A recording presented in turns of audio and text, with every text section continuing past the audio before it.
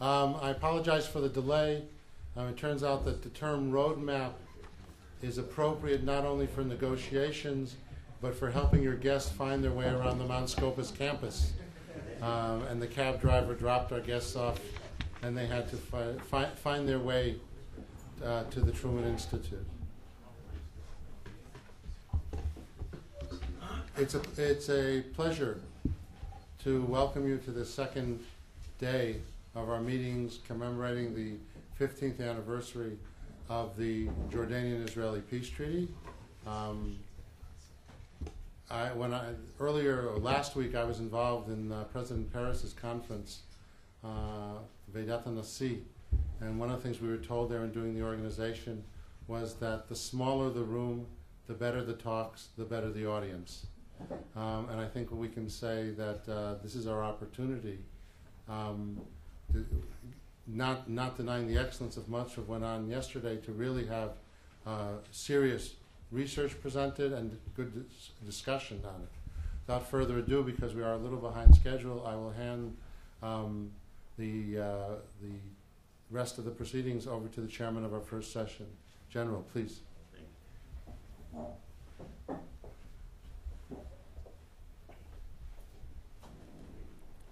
Good morning. I am General Mansour Abu Rashid from Jordan. I am the chairman of Amman Center for Peace and Development. And I am delighted and honored to chair this session this morning. Our subject for this morning is political aspects in a comparative perspectives. We have 3 speakers. Each one he has 20 minutes, and we are going to leave 10 minutes for question in the end of the presentations. The first speaker, Professor Ruth Lebedot, is a professor of international law at the Hebrew University of Jerusalem and a senior researcher at the German Institute for Israeli Studies. She is a recipient of a 2006 Israeli Prize for Excellence in Legal Research and of the 2000 Prominent Women in International Law Award from the WILIG group of the American Society of International Law.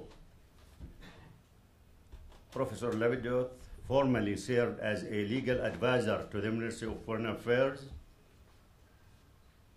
has been a guest lecturer and researcher in several leading academic institutions, including Oxford University, Georgetown University, and the U.S. Institute for Peace, and is the author of 9 books and more than 100 articles dealing with international law, human rights, the Arab-Israeli conflict, and Jerusalem.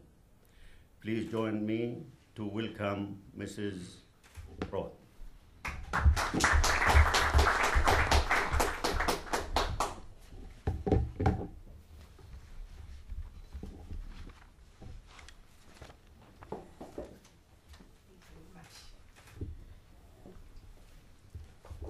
Good morning, Boker Tov. It's a pleasure for me to speak to this very distinguished audience. After all this nice introduction, can I close this thing here? After the nice introduction, I really feel that it would best be if I just keep quiet, because whatever I say is not in accordance with what our chairman has said about me. The Treaty of Peace between Egypt and Israel, and the Treaty of Peace between Jordan and Israel, they were made under very different circumstances. Therefore, from a political point of view, it is difficult to compare them. But if we read the provisions of the 2 texts, it is interesting to find some, on the one hand, very similar provisions, even identical. Some are identical, some are similar but not identical, and others are completely different. Since I have only 20 minutes, of course I could continue for 12 hours if you wish, but I am afraid our chairman would not allow that. So I'll just give a few examples. Let us start with what is similar. Now, of course, both are peace treaties, so that much is similar. But I would like to draw your attention to certain provisions. Is this? No good. Okay. To certain provisions which, in my opinion, are particularly interesting. The first one, which sounds a little bit legalistic, but it is very important. Soon I'll tell you why. In both treaties, it is said that the war ends only at the moment of the exchange of the documents of ratification of the peace treaty, which means that with Egypt, the war continued until state of war, continued until 79, with Jordan until 94. The question had arisen earlier because the Egyptians had closed the Strait of Tiran to Israeli shipping on the basis of the claim that the state of war still continued, despite the armistice of 1949. So this was a legal discussion between the Israelis and the Egyptians, and we see that according to both peace treaties, it was only at the exchange of the documents of ratification that the state of war ended. Second matter, which is quite similar, and which is very important, perhaps even more important. There is a very similar, actually identical provision on freedom of passage through the Strait of Tiran and the Gulf of Aqaba. It is in the Jordanian treaty in Article 14, paragraph 3. You are more interested in the Jordanian one at this moment. And this is very important because it promises freedom of navigation, not only of passage, freedom of navigation and overflight, which may not be hampered over and through the Strait of Tiran and the Gulf of Aqaba. This is important because actually at least 2 wars between Israel and Egypt had broken out because of the closure of the Strait of Tiran.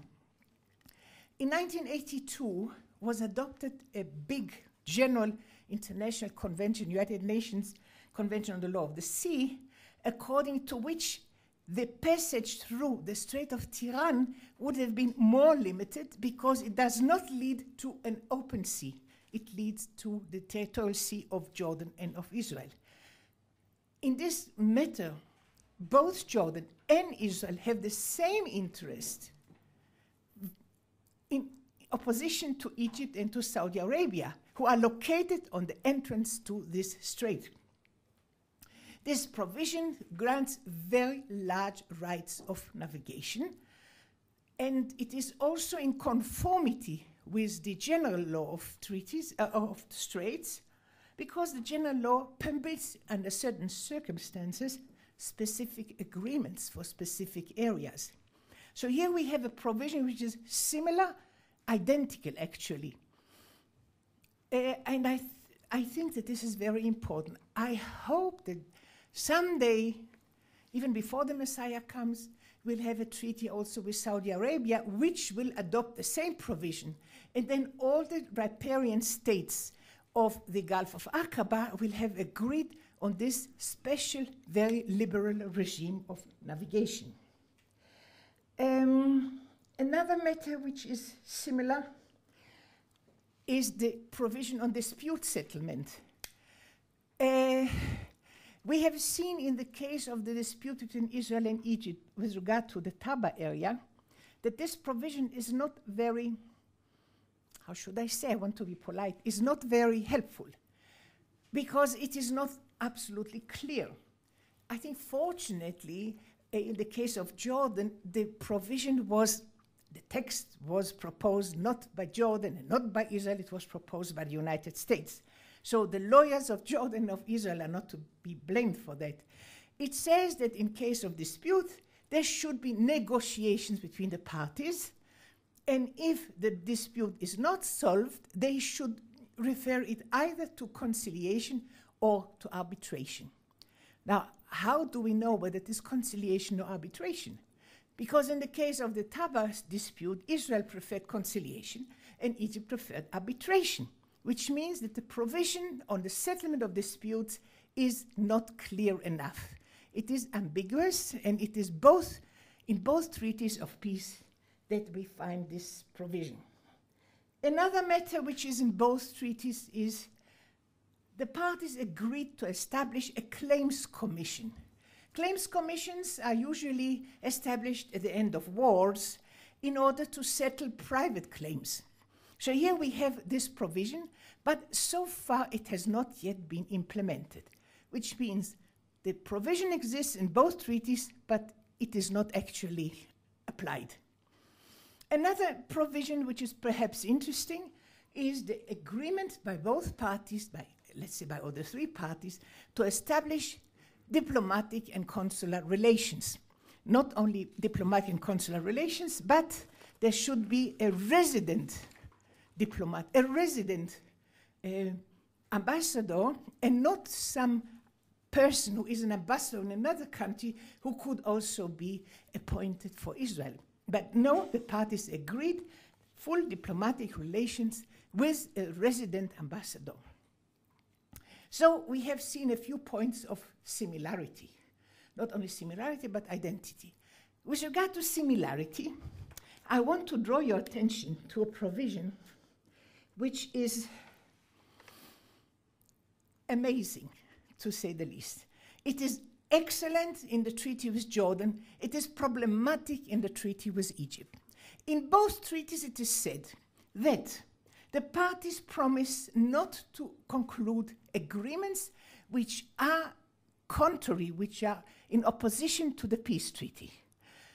In addition, it is said that in case of a conflict between obligations under the peace treaty and another agreement, the parties will comply with the peace treaty.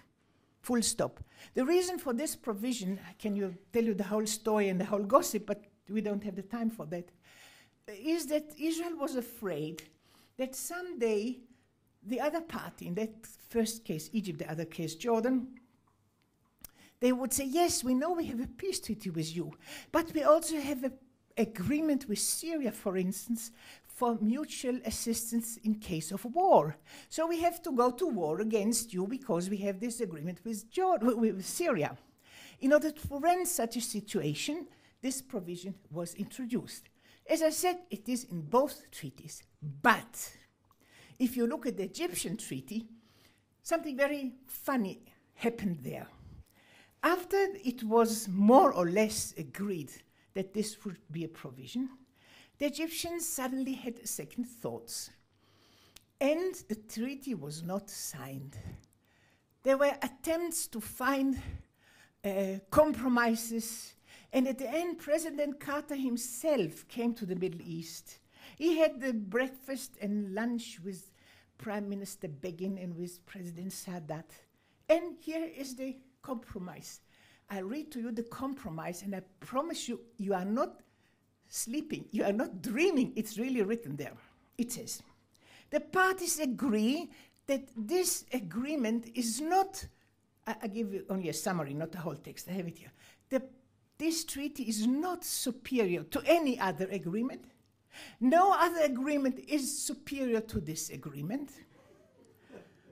But this does not mean that this should not impair the construction of the original text in the treaty itself, which says, in case of dispute, this treaty has to be implemented.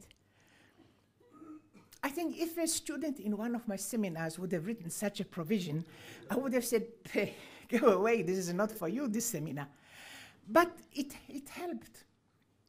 It is complete nonsense, because you can, since there is a complete contradiction between the two parts, you can say we don't have to pay any attention to it. But nevertheless, it was agreed, and this was the compromise, and this is in the treaty with Egypt, in the agreed minutes, which is an additional text. Agreed minutes is a text for interpretation, usually. There is no such nonsense in the treaty with Jordan. It says clearly that this treaty has to be implemented. Now I come to some very interesting cases of difference between the two treaties. I hope my watch is okay. You won't. The two matters which I would like to mention are, first of all, the question of borders. Secondly, the question of security. With regard to the borders, there is a very different solution. According to the peace treaty between Israel and Egypt, the border should be, has to be, will be, shall be, whatever you want, the recognized international boundary in the time of the British Mandate. That's it. You have to find the border as it was, and this will be the border. And about this was also the case of the Taba issue.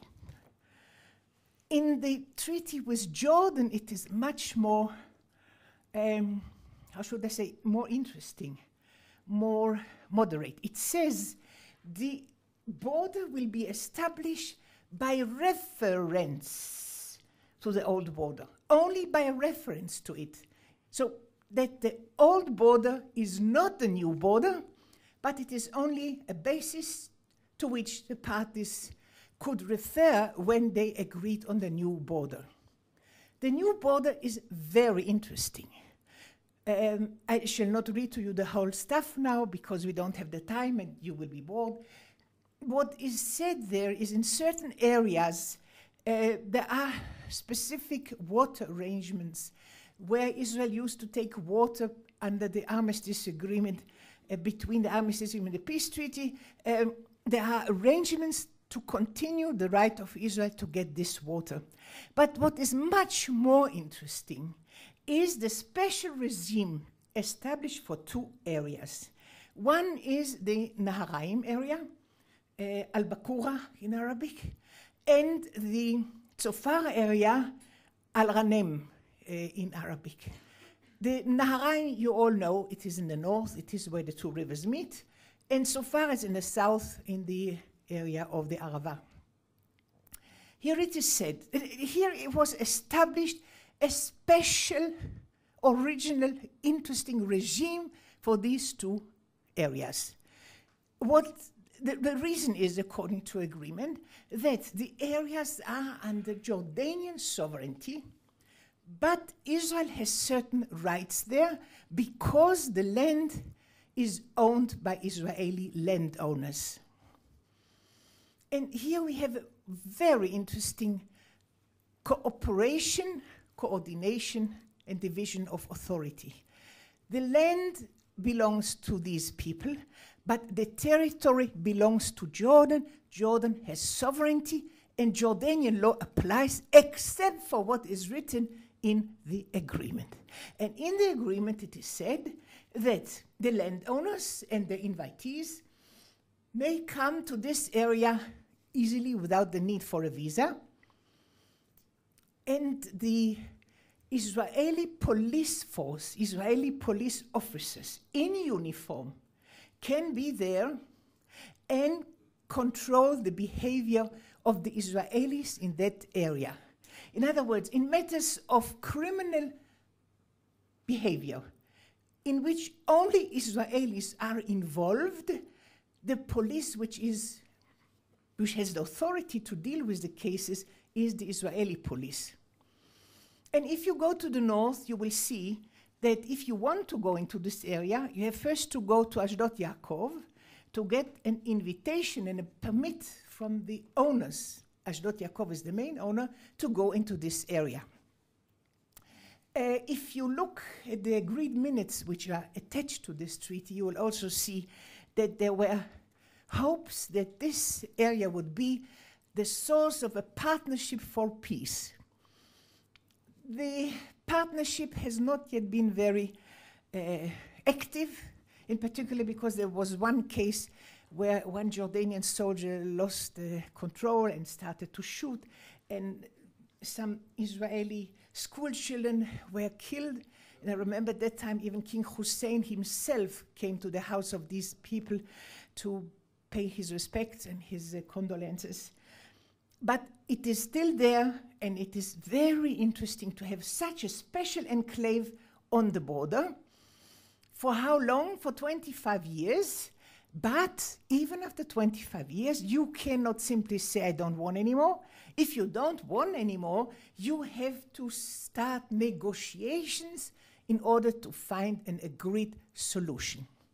Now, the same applies more or less to that area insofar, but it's not exactly the same because with regard to the northern part, Naharaim, there is the hope of partnership for peace. There should be really an area where joint undertakings would be established in order to reinforce the peace. There are not such hopes with regard to the south. The south is just sovereignty of Jordan, ownership of Israel. Last remark. 2 minutes. Ooh, 2 minutes is a lot. The next thing that I wanted to mention is the question of security. In the case of Egypt, we have the Sinai between Israel and Egypt. And it seems that the two parties were not so very, how should I say, did not trust each other so very much. Therefore, this whole area was, it was not demilitarized because this is a term that the Arabs don't like. There was a limitation of forces in the Sinai, in different areas, A, B, C, D, and an international force was established in order to oversee this limitation of forces in the Sinai. We don't have such a provision in the treaty between Jordan and Israel, no intervening international force, no delimitarized zone, no zone of limited forces, but the parties are just one next to the other, and they are very nicely cooperating in matters of security. As I said, I can continue another 12 hours, but our chairman doesn't allow me.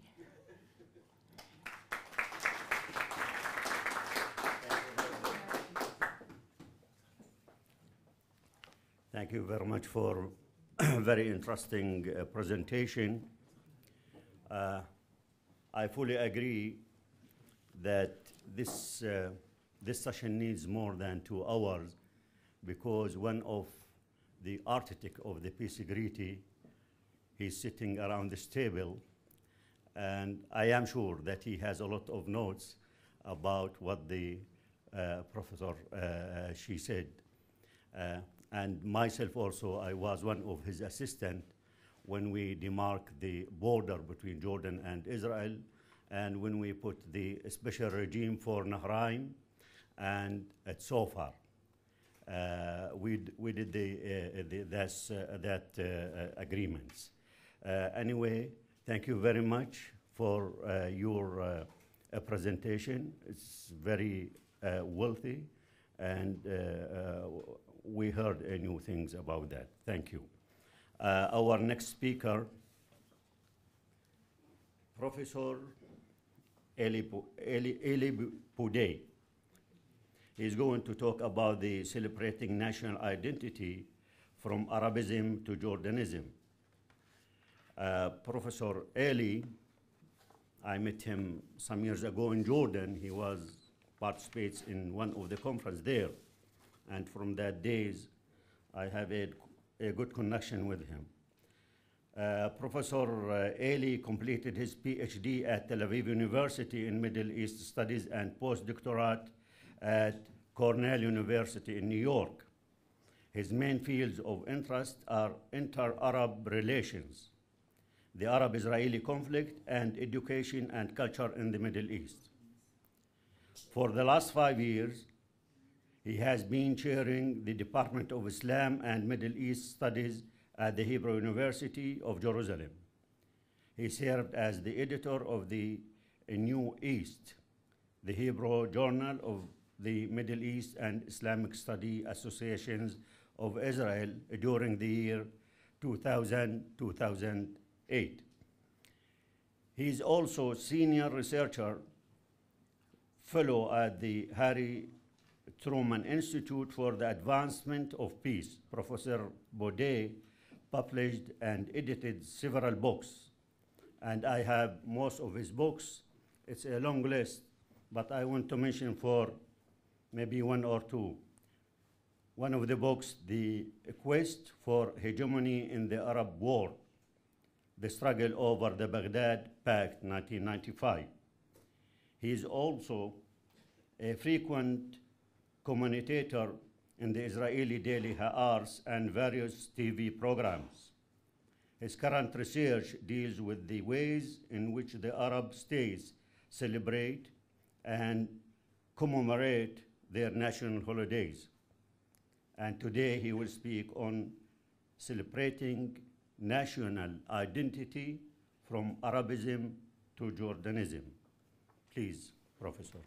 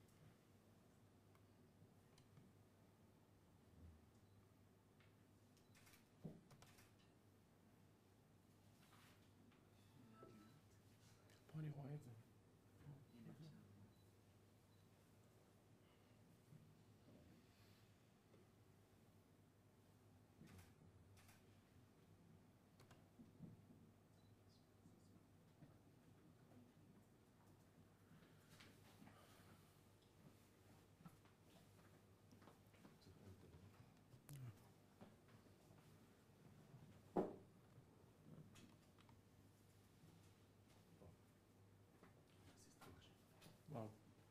Can you see? I'm not sure that you can see. It's not very clear.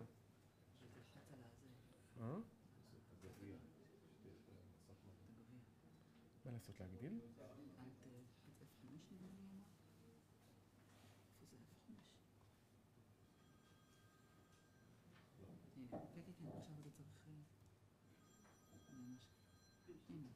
טוב, זה הכיתוב לא ברור. Okay, sorry for this problematic beginning. I see that it's not very clear. I hope that eventually, I mean, the other parts are more clear. Okay. What?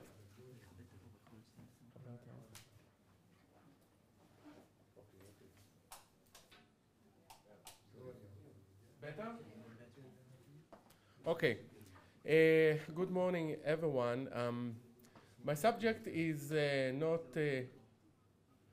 not clearly connected to the peace treaty, but hopefully it will shed some light on what we are doing here, dealing mainly with Israeli-Jordanian relations. My lecture obviously will concentrate on Jordan. What you see already from the title is in fact two reasons why Jordan is holding celebration. One is legitimizing the Hashemite royal order, and the second one is cementing national identity. Let me also say just in general, this is part of a much larger and comprehensive research on the way the Arab states celebrate their national holidays. I've just finished a manuscript which deals with 6 Arab countries: Egypt, Syria, Iraq, Jordan, Syria, and Saudi Arabia, or Lebanon. I think I repeated Syria twice. Anyway, 6 Arab countries, Jordan is one of them. And the idea is to try to see what is the importance and why people in those countries, or the rulers, why they celebrate. I have here a very long presentation. Obviously, I don't have enough time, so I'll have to skip. But I want, in order to make it clear, I think we need to start from the very beginning. And therefore, you'll see that only at the half I'll get to Jordan, because first we need to get into the subject. When we deal with the question of celebrations, national holidays, obviously it's connected with nationalism, or the quest for national identity, or the biography of a nation. It's not that important for our presentation here, what is the definition of nationalism, but there are certain schools of thought among nationalism scholars and they are listed here. Again, it's not that important now to emphasize each one of them, but as you could see, there are various schools of thought. Each one of them, in a way, treat the subject differently. But all of them, and this is important, all those schools of thought attach importance to what we call the collective national memory. Each nation has or developed its own collective national memory. And you can see here also the definition of, or one definition of what is a collective national memory, the active participation of the people in shared and emotionally powerful expressions of national commemorations is essential in order to disseminate to broad sectors of society the desired collective memory. And what you see here is the agents or the instruments through which the collective memory is disseminated to society. Now, I have mentioned quite a few, but obviously there are more. You can see here education, archaeology, historiography, commemorative symbolism. Some people call it also civil religion, and the media. Obviously, what I'm doing or what I'm dealing with is only one method on one instrument, which is the commemorative symbolism. The other instruments are very important, but are not part of this discussion. Now, when we talk about commemorative symbolism or civil religion, it is composed of various items, let's say, or various components. And here I mentioned a few components. One is icons. The second is naming practices. Naming practices can be like naming streets, for example. Music, shrines are very important. Commemorative observances, monuments. Monuments are very important, scattered around the country. In Iraq, for example, under Saddam Hussein, there were so many monuments scattered around the country. Scripture, and there are other elements as well. Obviously, you can understand that what I'm doing is the commemorative observances. This is what I emphasize in this respect. Now, when we deal with commemorative observances, then I'm talking about celebrations. Celebrations are, in fact, the national calendar. Each country, in fact, has its own national calendar. We Israelis, we know almost by heart our calendar because we celebrate the holidays and we study them at school, so we know them very well. But each country has its own story, and each state has its national calendar. In a way, this is a very important feature of a state. If you talk about the important symbols of any state, it's the flag, it's the emblem, it's the anthem, and also the national calendar. Now, the celebrations can be divided into two: state-controlled national holidays and non-state-controlled public festivals and carnivals. My study mainly deals with state-controlled national holidays, but you know, anthropologists like also to deal very much with public festivals or carnivals, things that emerge from below. Those who visit often England, so maybe they have participated once in the Notting Hill Gate Carnival, so they know exactly what I'm talking about when we talk about carnivals. This is something that emerged from below. It is an initiative of the society or certain members in society. It is not imposed or initiated by the state. Both the controlled and the non-controlled both have ceremonies, both secular and religious ceremonies. The ceremonies, whether secular or religious, have several important components. One is myth, the second is symbols, and the third is rituals. And here you have examples of each. What kind of myth? Among the myth, maybe the most important one, you'll see it also in the Jordanian connection, is the myth of origin, where we come from. And obviously in Jordan, the myth of origin is the Hashemite revolt and the Hashemites and King Hussein coming from the Hijaz and Abdullah settling in Jordan. This story is the major national narrative or the national myth in Jordan. Symbols, flag, emblems, anthem, as I said before, and rituals, there are many. In many countries, they can be different, but some of them are quite common, like parades, processions, decorations of the streets and the whole public sphere, speeches, fireworks, etc., etc. Okay, here you have a celebration definition. So let's just quickly go over it.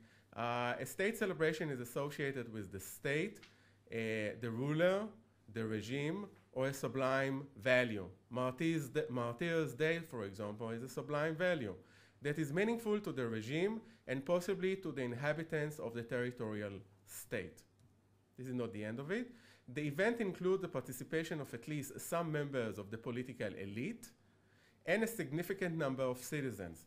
In authoritarian regimes, popular participation is often compulsory, while in democratic regime, more voluntary.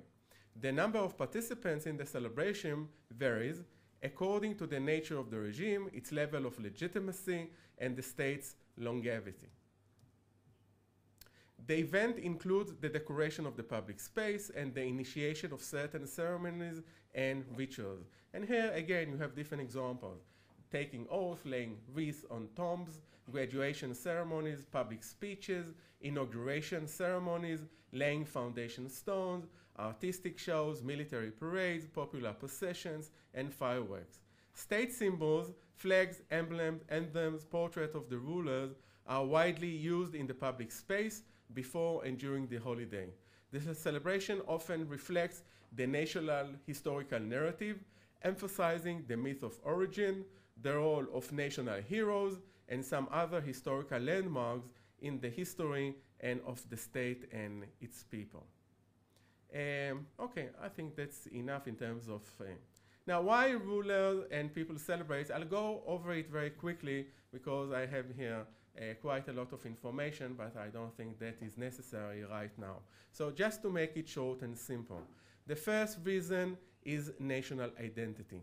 Each state, each regime needs, especially in those newly found countries, which in one way or another, maybe to the outsiders, maybe can be considered somewhat artificial.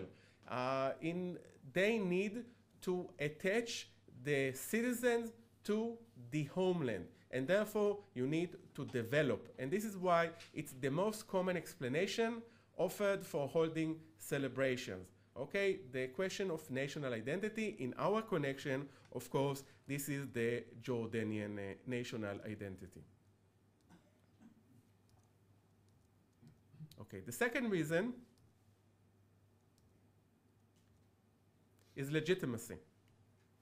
The second explanation for holding national celebrations is associated with the need of regime to acquire and or strengthen their legitimacy. And here I have many examples. I'm not going to go into it, but this is very relevant to Jordan. Anyway, it's relevant to almost any country. It's relevant to almost any regime. It wants to use the celebration in order, if it has a certain legitimacy, to strengthen it. If he doesn't have any, he wants to develop it. Like in Saddam Hussein, Iraq, he very much was interested to develop it. The third reason is regime grandeur, fear, and compliance. The third explanation sees celebration as a manifestation of power and authority, okay? And in a way, the regime is trying to intimidate the citizens by showing the grandeur of the celebration. Immediately, what comes to mind is the Soviet Union, Nazi Germany, China, North Korea. I'm sure some of you have seen, the North Korean recently, Iran, okay? Iraq during Saddam Hussein, even Assad during Hafez al-Assad term. The celebration were used as a vehicle, also not for legitimacy, not only for national identity, but also to intimidate the citizen. and in such a way, of course, to assure his compliance with the regime. The fourth reason, and the last one, is both connected to the individual but also to the ruler, and I'm just going to mention it because I've dedicated quite a lot of time in order to prove that, is the psychological needs. I think that what we know and what we see, that every one of us needs the celebration. We need to feel as part of something meaningful. We need to feel part of something larger than us, than the family, and this is the nation. And therefore, the celebration, the national celebration, plays also an important part. I brought here Sigmund Freud and Erich Fromm to help me in order to validate this explanation. Okay, let's now move to historical models. In the Arab countries, there are different models. Republican France, this was obviously relevant in Syria, in Lebanon. Bastille Day and Jeanne d'Arc Festival were good examples. British and French monarchies, especially the British monarchy, that was very important in Egypt until 52, in Iraq until 58, and obviously in Jordan until from the very beginning until today. Soviet and German Nazi festivals were also important, and they influenced the way Arab states celebrated their holidays.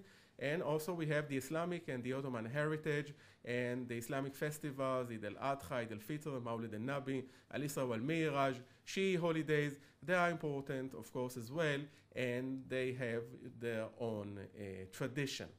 Okay, now we get finally into Jordan. Quickly, the first king, King Abdullah. Reasons for holding celebrations: legitimacy and identity. These are the two main reasons. When we talk about identity, during Abdullah's period, you could see the whole three identities playing part in the celebration. It was Islamic, because Islam was still a very much relevant identity among the citizens. I want to remind you, Abdullah was not the first and not the last. But when he came to power, when he was enthroned in 1946 formally, he was enthroned on the one hand according to the British coronation model, but it was called and as performed as a bay'ah procedure. Anyone who studies Islam knows what is a bay'ah procedure. And it is a renewed procedure of how caliphs came to power during the early period of Islam. So a certain characteristics, a certain rituals taken from the bay'ah came into play during the 20th century. Funny as it is, Saddam Hussein himself used the bay'ah in order to legitimize himself in front of his citizens. Okay? The model, of course, as I said, the British monarchy. Symbols, as I just was trying to explain, it was a combination of British coronation monarchy and the Islamic bay'ah, but not only Islamic bay'ah, because Abdullah attached importance also to their religious holidays. Historical narrative, the Great Hashemite Revolt. This is the beginning of the story, and from there, the whole beginning of Jordan. This is the beginning of Jordan. In fact, only recently, that was in 2006, Jordan celebrated 92 minutes. Wow. 90 years of statehood. Okay. King Hussein, same legitimacy, identity, British monarchy. What you see, a main features of Jordan is continuity.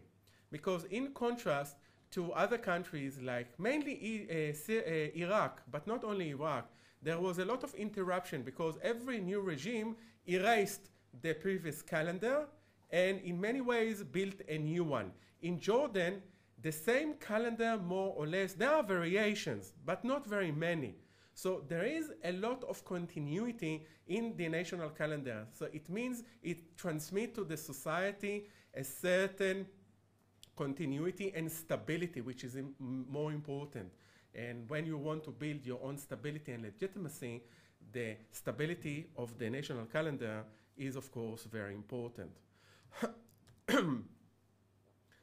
The last king, Abdullah, you could see here again, more or less, it's the same reason. I want to show you, for the end, the calendar of Jordanian holidays. As you could see, it's not the whole calendar because, I mean, the table I couldn't have shown it on one page, so you can see it, but you can't go into the details. But I would like to say one thing. It looks as if there are quite a few holidays, but I can tell you something in comparison because you can't see the other countries. The Jordanian calendar is what I say very thin, very thin. There are quite a few, not very many.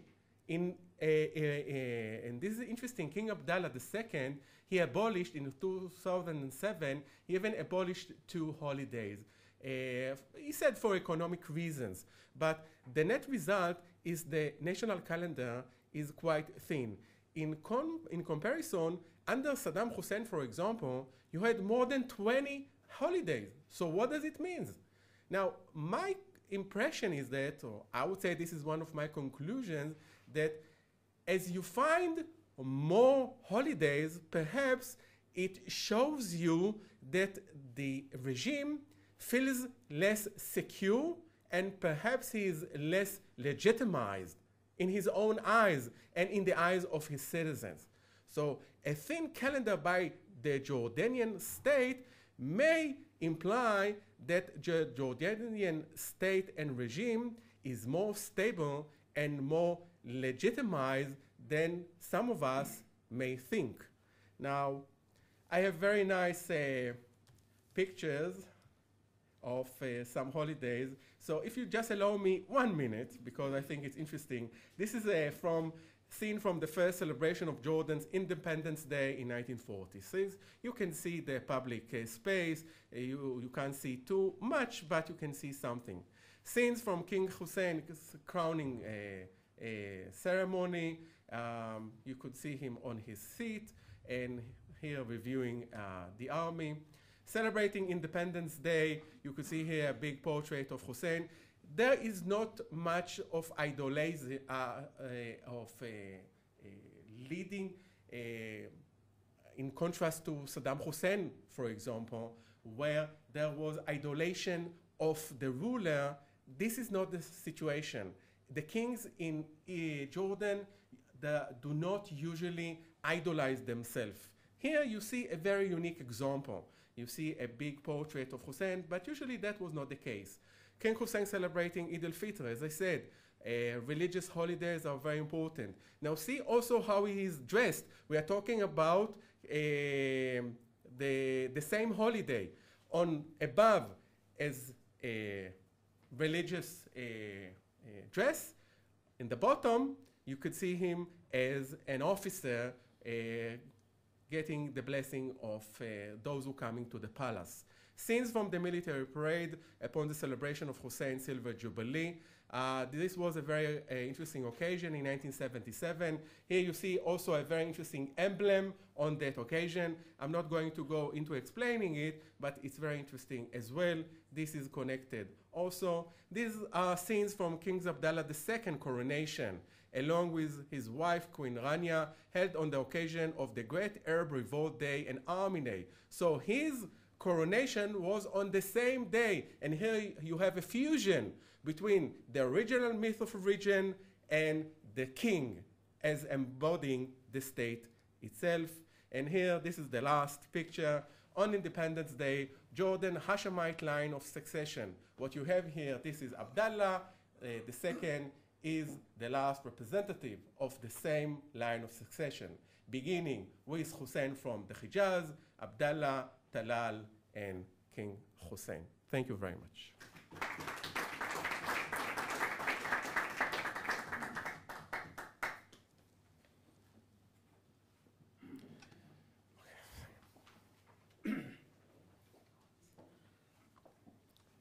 Thank you, Professor, for the very interesting presentations.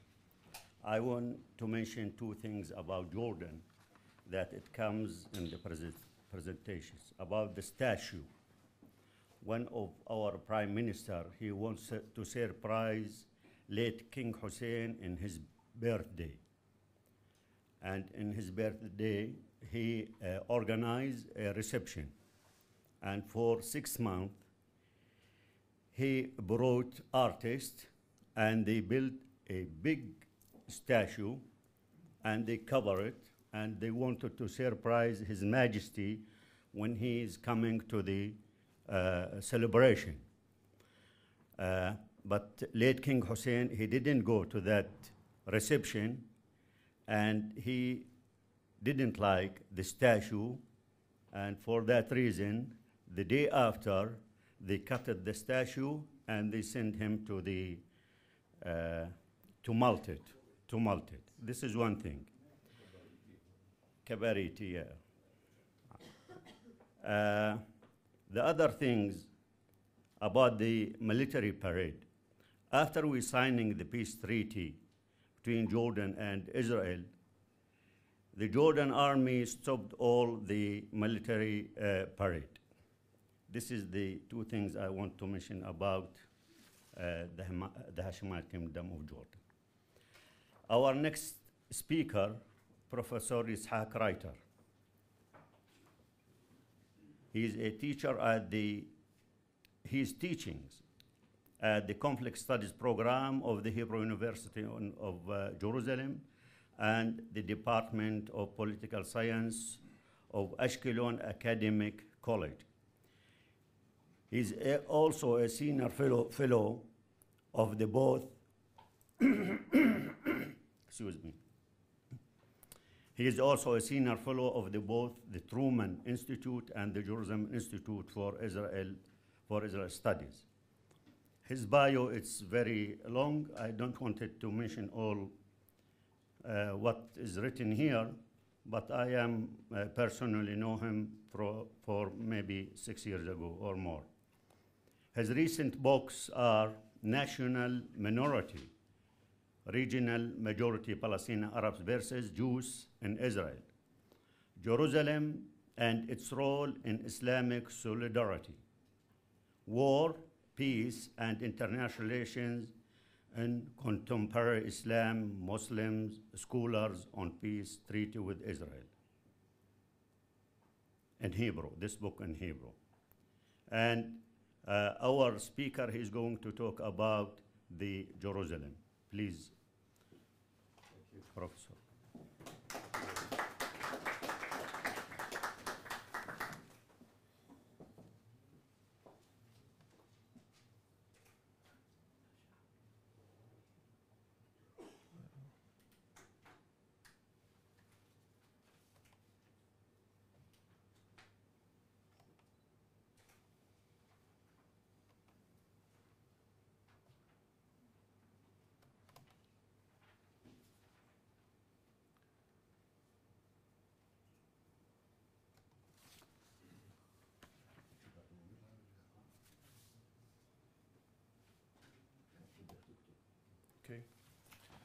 Good morning, صباح الخير وأهلا وسهلا بضيوفنا الكرام من الأردن. I hope that none of you expect that I will solve or resolve the issue of the Jerusalem conflict in 20 minutes, but at least I'll make an effort to... but give me 3 hours with General Mundar Hadanin and we will solve it. I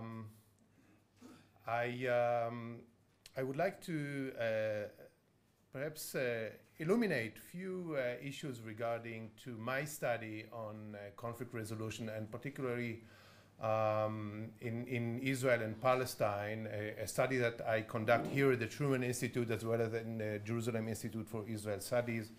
And I thank both institutes for the generous support. Regarding conflicts in holy places, and not only in Jerusalem, but Jerusalem is, I would say, a microcosm and perhaps the more heated dispute over holy places in the Holy Land of Jerusalem. As well as you know, we have too many of them, of such conflicts. And for this purpose, allow me just to explain to you what is my research about, and then I will skip to the topic of the Holy Basin and Jerusalem. When we speak about holy places and conflicts in holy places, we have three theoretical approaches. One of them contends that the very fact that the place is designated as holy means that it is an human conquest of place. It is not only the relationship between the man and God, the man and the divine, but it is a conquest of place. The designation of a place as a holy. The second approach is represented by two major scholars. One of them is Ron Hassner, a friend from Berkeley, and the other one is Atran and Ginges, who contend, first of all, that the holy place could not be subdivided. Holy place is a sacred compound. It could not be traded off with other non-holy assets in a trade-off in negotiations between, let's say, Jerusalem and the right of return. Right of return is also a sacred value, but of a different kind. But you can trade between two holy places. You can exchange, as an example, between Hebron and Jerusalem, perhaps. But it explains why it is so difficult to deal with compromise over holy places. And the third approach is the one by an American anthropologist named Bob Hayden from Pittsburgh University, who conveys that toleration in holy places, and we have some even in Israel, places where Israel and Palestine, places where you can see both Jews and Muslims attend and venerate these shared holy places in relatively peaceful situation, in what in Spain they would call it convivencia, and you can call it toleration. What Hayden contends is that it is not a toleration in the meaning of embracing the other, but only recognizing the other. And in his understanding, it is an antagonistic tolerance. What I'm trying to look when I study a series of conflicts is the following question. First of all, I'm interested in what triggers out, triggers the outbreak of violence, conflict and violence in holy places. Second question is, why do we see in some places violence, and in other places we can see a relative situation of coexistence, such as, say, the tomb of the prophet Samuel at the outskirts of Jerusalem. The third question is, once the conflict exists, how can we manage or resolve the conflict in holy places, and particularly in places which are being venerated by more than one religious group, venerated by and is shared by, or sometimes divided between, in this case, Muslims and Jews. And now when we come to the issue of Jerusalem, it is not coincidental that yesterday at least two of our Jordanian speakers referred to the issue of Al-Aqsa, and I would like to afterwards to refer to the Jordanian aspects of the issue. The issue of Jerusalem is not what you see on this map from Atarot to the south to Har Homa. The issue of Jerusalem is mainly 2 square kilometers, which is the wall or the old city, or what sometimes we extend a little bit to call the Holy Basin, the area which incorporates the major holy places in this area, which is only 1.2% of the city of Jerusalem. And in this 1.2%, we have one major site which causes the trouble. and you know, experts on these issues are lucky to have these events because we benefit from it. Otherwise, what shall we do? But this is the issue. The Temple Mount, or Al-Haram al-Sharif, the Al-Aqsa Mosque, is the more profound place in Jerusalem. You can see it as a national symbol of Palestinians in any political event. This is the symbol, the Dome of the Rock, which symbolizes the Al-Aqsa Mosque.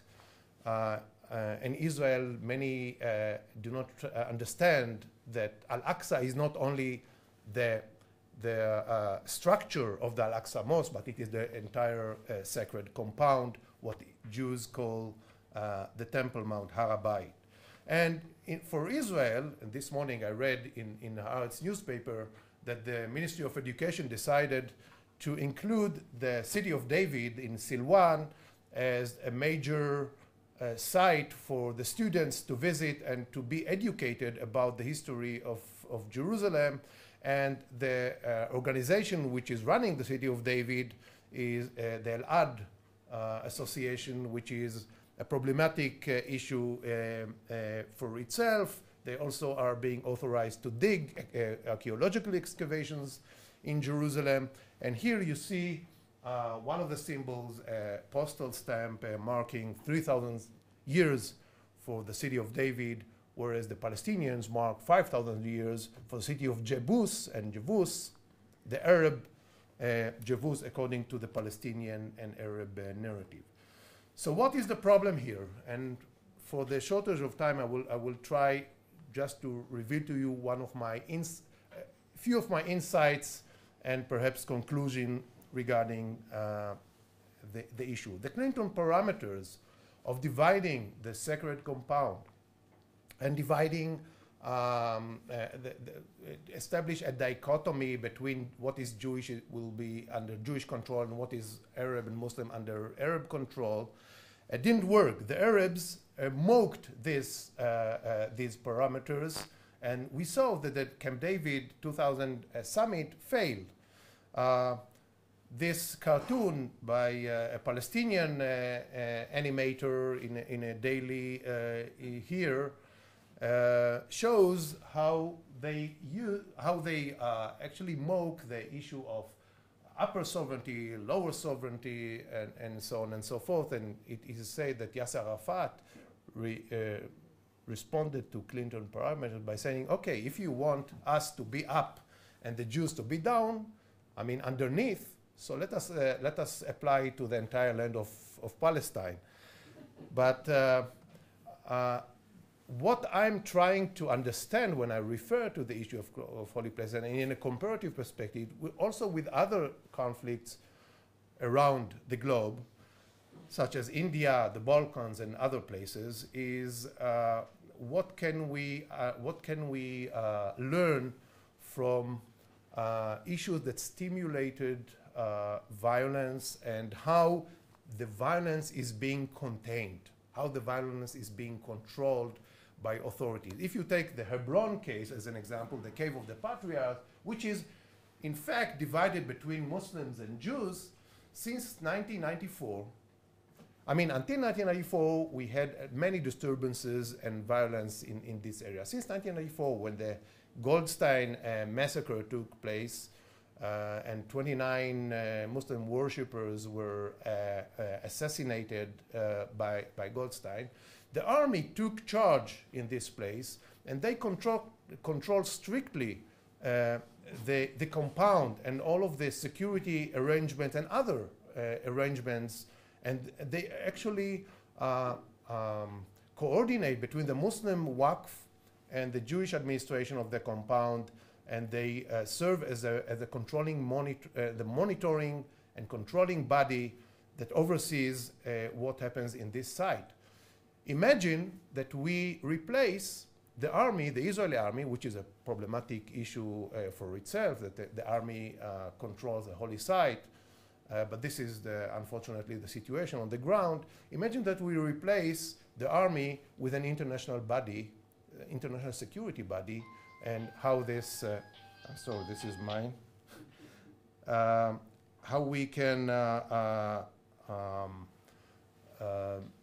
manage to find a way to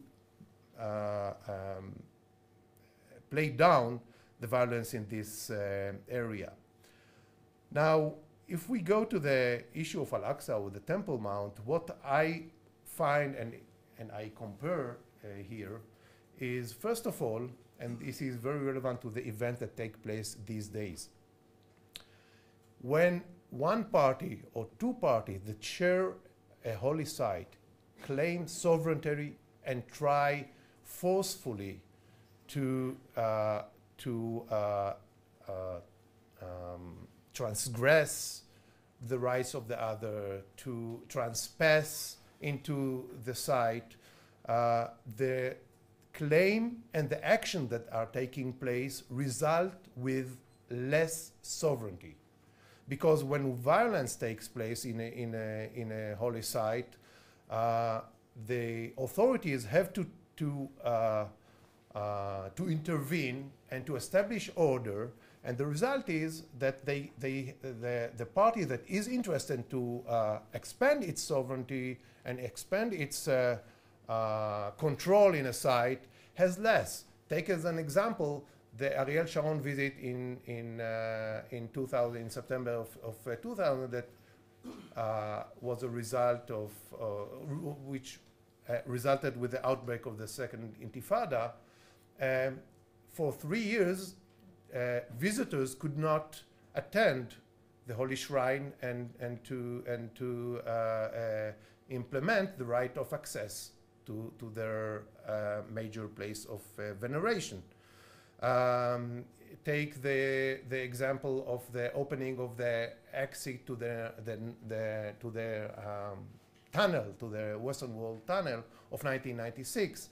Such events, and even today, when these, I would say, activists from the Jewish activists who venerate in large groups this Temple Mount compound, once they try to influence and to express more presence in this site and to create and to change the character of this place, the police has to intervene, and the result is that they will not able to visit it as they used to do it in last month.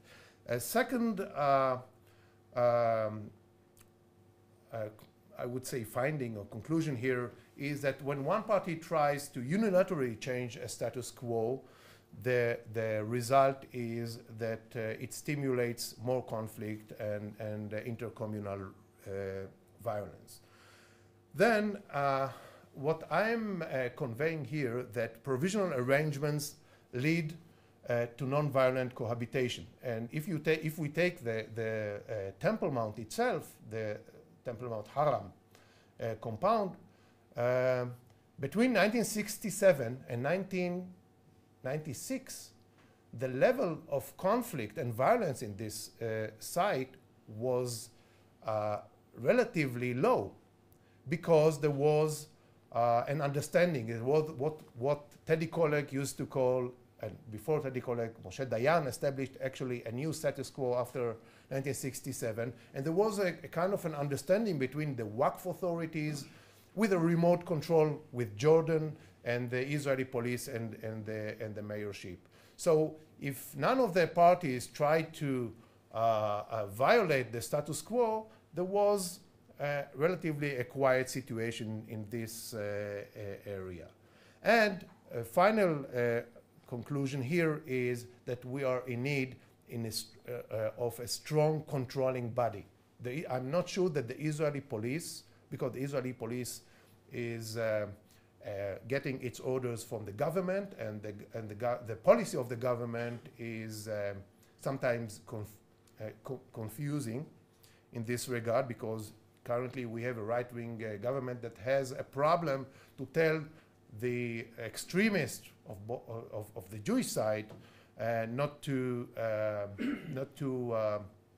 unilaterally conduct changes in this site, and a strong controlling, a strong and fair controlling body is crucial to solve the issue. Now, I have only a minute and a half, I think, Mr. Chairman, or let me know if I'm wrong. 2 minutes. 2 minutes, thank you, you are really generous. Let me just inject the Jordanian aspect here. I think it was the King Hussein at the time who said that the problem is really the walled city. He, as in his own words, as-siyada lillah, sovereignty is of God. Let us forget about sovereignty. Let us establish a special regime to the old city and try to solve it without claiming sovereignty over the place. And Adnan Abu Odeh, who was the political advisor at the time of the King Hussein, even published an article in Foreign Affairs. And as Adnan told me in person, the king reviewed the article and had some comments on it. So this article was in a way also expressed that the king, I don't know if the king was behind the initiative of publishing the article, but at least he didn't object to what appeared in this. And what Adnan Abu Odeh suggested is to separate Jerusalem between Al-Quds under Arabic control, Yerushalayim under Jewish control, and the old city to be called Jerusalem under an international body. This concept was more developed and elaborated by a team, a brainstorming team by the Jerusalem Institute for Israel Studies, headed by Professor Ruth Lapidot here, which I would say deeply investigated the possibility of the involvement of international bodies. And of 5 options that were published by the Institute, 2 refer to the role of international body. 1 suggests joint management, to cut the long story short, and the other suggests a management by an international body that will delegate the authorities and powers to the respective parties in this area. So in conclusion, what I would say in this, referring to the conflict in the Holy Basin of Jerusalem, I would say, first of all, we have to find a way to separate between sovereignty and the right of access, which is a key. I think that what I heard from Professor Lapidot regarding the special regime in Nakura, in Bakura, in Naharaim, perhaps is a precedent for a future solution in this. Involve moderate religious leaders. I didn't have enough time to elaborate on this, but there is, in my understanding, there is a clash between interpreters. Not a clash between civilization, but a clash between radical interpreters of the religious text and moderate interpreters. Involve the moderates, that the moderates can challenge the radical expressions of the religion and holy issues. Conflict management is important by using what the psychologists would call the delay mechanism, like a provisional settlement is, I think, a creative idea to solve the issue, and I'm sorry that I don't have enough time to elaborate more on this. And as I said before, involve a strong controlling power, preferably by an international body. And from my experience, this is I would say the optimistic point here in track 2 discussions that Israelis and Palestinians have, and Professor Maoz and myself and Professor Podeh are part of it. We realize that Palestinians today, as well as many Israelis, agree to what they refused to agree in the past, to the involvement of international institutions in the future solution to the question of Jerusalem. Thank you.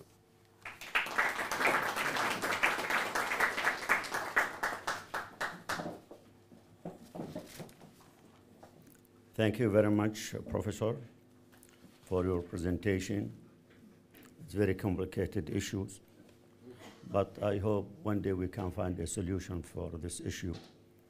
The new terminology that we heard after Annapolis, that the Holy Basin, it's extended the area maybe another 1 square kilometer. and the role of the international, the third party in dealing with the Jerusalem also is very sensitive one. We need more and more to elaborate for that. Maybe we need one session to talk about this issue and the role of the third party in Jerusalem. It's not easy question. We started 15 minutes late, and now it's 11:05. We have 10 minutes for a question to our speaker. I will start from the right, all the time from the right. Is it questions or? Remarks, but please, if there are any remarks or opinion or question, please to be very short because we don't have a time.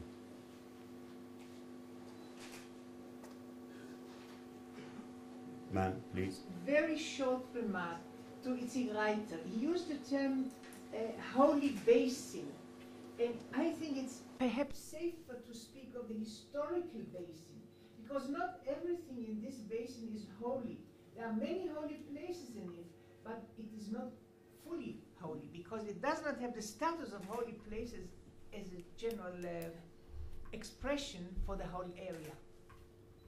But this is an old dispute between us. This is nothing new. Yeah. Minister? The reason I asked for the floor is because I was an eyewitness, and I'm hoping to correct a bit of what I heard. First, from Professor Lapidot. I assure her that there was no American presence when we were drafting and negotiating each and every article of the peace treaty. So there is no American contribution whatsoever. It was bilateral. We were 3 Jordanians.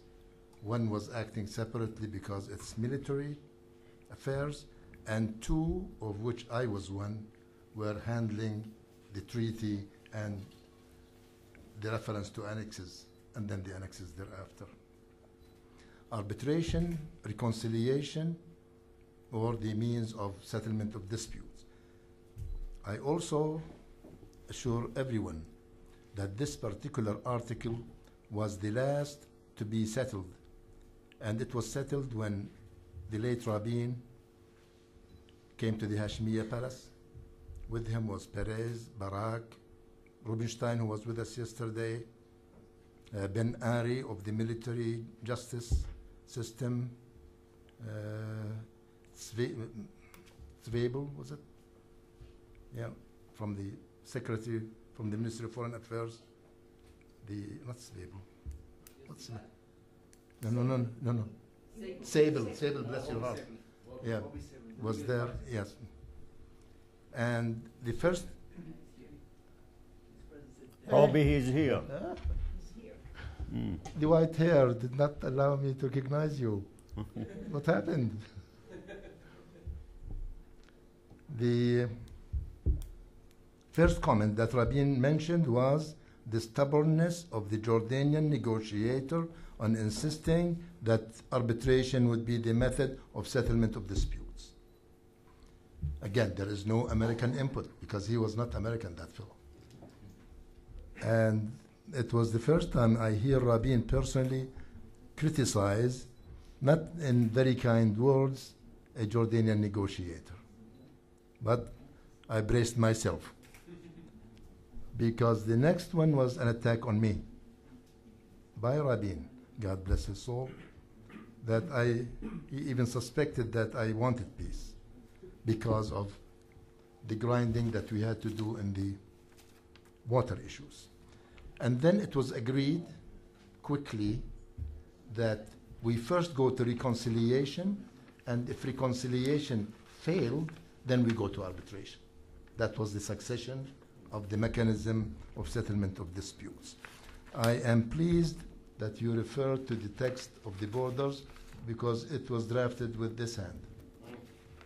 So, Congratulations. thank you. And the reason is not kindness to the Israelis. I wasn't kind, and maybe my good friend testifies to that. I was not very kind. And but now I have lots of friends. We wanted to leave room for trading territories on the borderline. We knew that the Israelis shifted a bit across the borderline, ceasefire line at the time. We didn't want to dry up their agriculture and take over land that they have developed in the Moshavims there. We were content with getting from the Palestinian territories equal areas.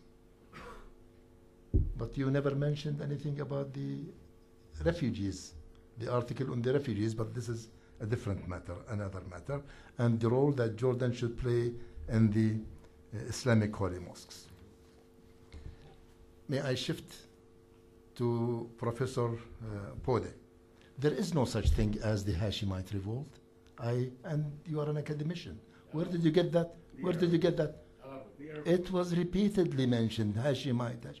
The number of Arabs around the Hashemite leader were extensive, and it was the Great Arab Revolt. It is the Great Arab. Well, how come it was mentioned as Hashemite? Hashemite? It was a mistake. I don't know. This is the beginning of slanting the terminology. And in the holidays, in your list of holidays, Jordan never, ever celebrated Easter of the Christians. Never, until today. So please have it corrected. And the Great Renaissance Day, there is no such thing. It's coincidental. It's the Arab Revolt and the Arab Awakening, call it Renaissance. It's the same thing. But I never heard anything about turning from Arabism to Jordanism. The title was there, but the content was there. Lastly, can we distinguish between the sanctity of the place and its ownership? Maybe that is an entry into the solution of the Islamic Jewish holy sites. And let me assure you, in the name of the Eastern Orthodox, we do not accept any international sovereignty over our holy places, period. Professor Moshe. I'll be very brief.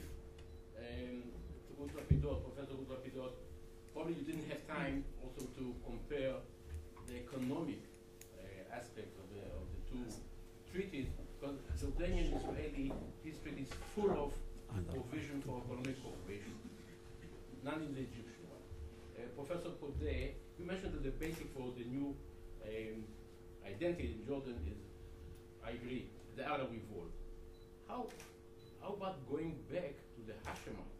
I mean, which is very, very important symbolically, Islamic and otherwise, and Arab. And another thing, we see the countries around even go to pre-Islamic periods to stress their civilization's identity, pharaonic in Egypt, even Saddam Hussein going back to Babylon, Palestinians, the Canaanites. And how about Jordan? How about the ancient times, tribes, Nabateans, and others? Yassanites. And yes, that's right. And I mean, the ancient Christian communities there too. I just asked a question, and it's first of all, I want to congratulate you, Professor Reiter, for your promotion and for your book, Your book. And I want to remark that the Aqsa issue is not only Arab, Israeli, it's Muslim, and didn't have time, I don't have to teach you, but for the public, we were discussing it yesterday. I read the report of the OIC, the Organization of Islamic Conference, from 69. Every session there is a mention of Al-Aqsa and of Jerusalem. And this could be a lesson for us. It's not only Arabs, it's 1.5 billion Muslims. Thank you. The last question, please, because we don't have time. Please. I was just wondering if you could, or are you aware, or you could maybe answer the following together with the ambassador. Some years ago, 10 years ago, I was informed that material of a educational or cultural nature emanating from Israel could not be imported to Jordan, and I had asked also about material that was published in the United States in English, but could it be transshipped, that is shipped from the United States and transshipped from Israel to Jordan? And again, the answer was no. And that I received from the commercial attaché of the United States Embassy. I was just wondering if there has been a change in the Jordanian law about this. Thank you. Do you know? Can you answer? What I know is that material published outside doesn't even need a permit to enter until today.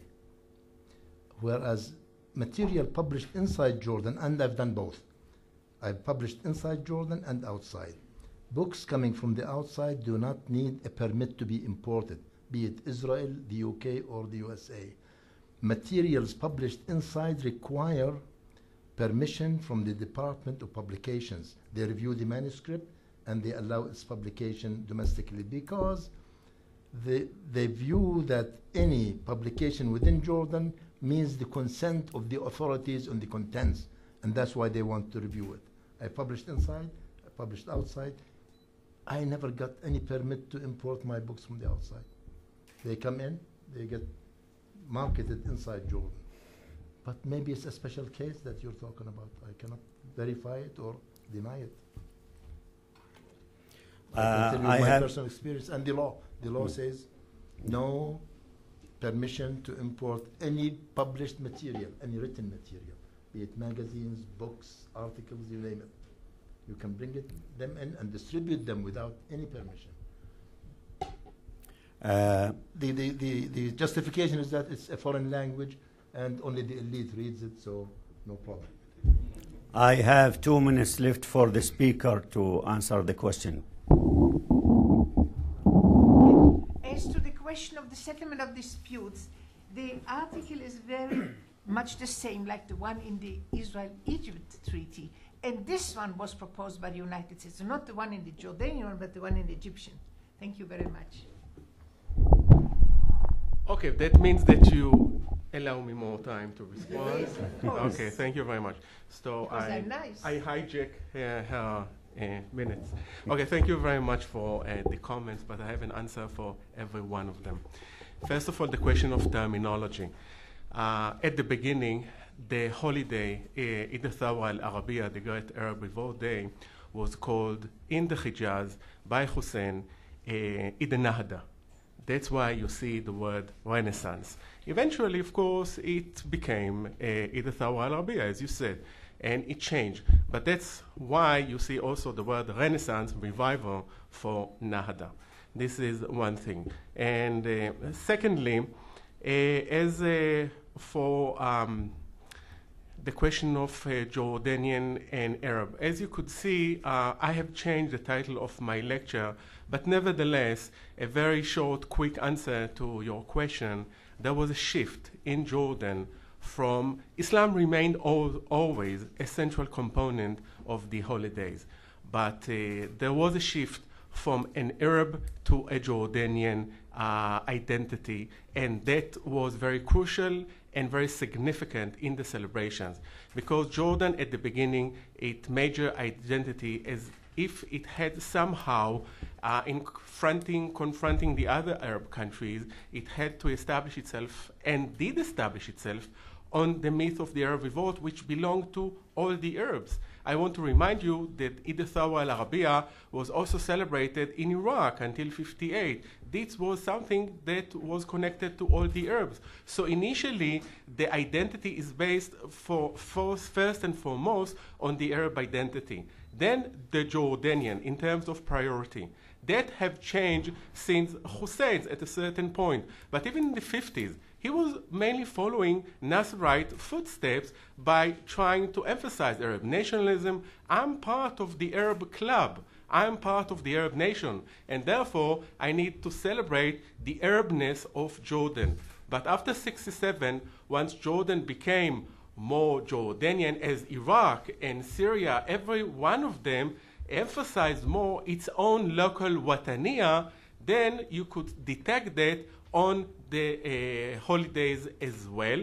And Obviously, with the second Abdullah, it became even more prominent with the Urdun Awalan project. I mean, once Abdullah launched the whole notion of Jordanian first, I mean, this was inserted fully. And also in the symbols. I couldn't show you in the photographs that I made, that I brought with me, but you could have seen that they were inserted in the celebration themselves.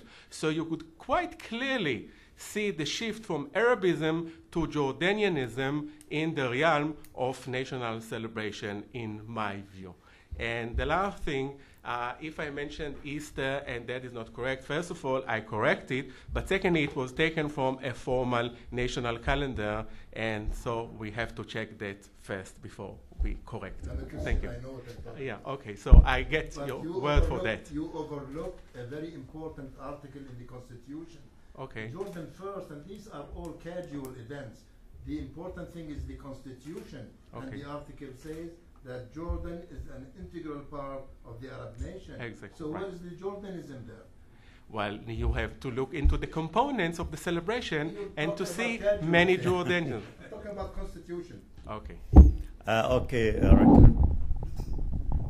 Okay, to the question about separation between holiness and ownership of the site or ownership of the land, I would extend it to the separation between holiness and the ownership and the right of access. Not the right of worship, but the right of access.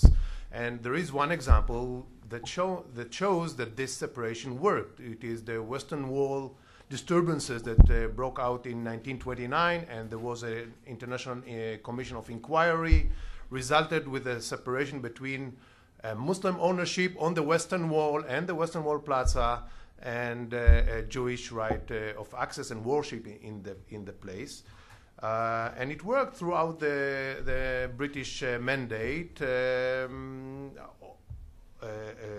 under British control. This is obvious. You need an authority to strictly control any arrangement in holy places. And I think that what happened in Camp David 2000 is an indication to a future, I would say, I don't know if solution, but a future, perhaps one point of a solution to the issue of the Al-Haram.